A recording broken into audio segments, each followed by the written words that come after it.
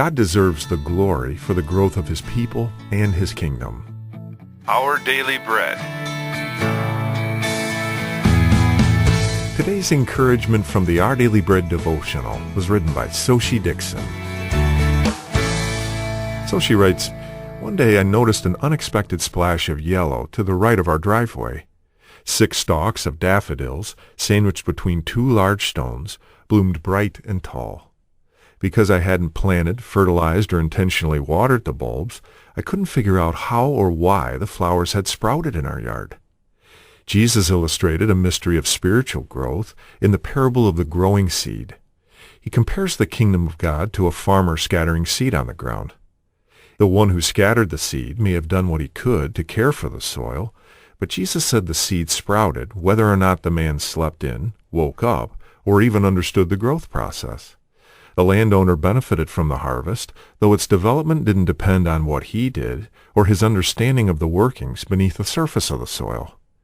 The maturing of the seeds in Jesus' parable, like the blooming of my daffodils, occurred in God's time and because of God's growing power. Whether we're considering personal spiritual growth or God's plan to expand the church until Jesus returns, the Lord's mysterious ways aren't dependent on our abilities or understanding of His works. Still, God invites us to know, serve, and praise the grower, reaping the benefits of the spiritual maturity He cultivates in and through us. Today's Our Daily Bread devotional scripture reading is from Mark chapter 4, verses 26 through 29. He also said, "This is what the kingdom of God is like. A man scatters seed on the ground.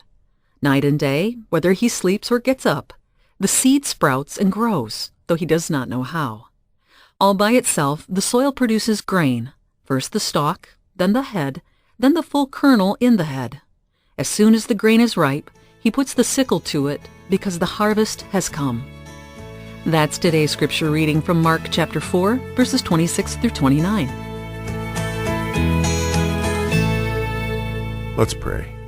Lord, thank You for growing us spiritually as You use us to serve Your people as You grow Your kingdom. In Jesus' name we pray. Amen.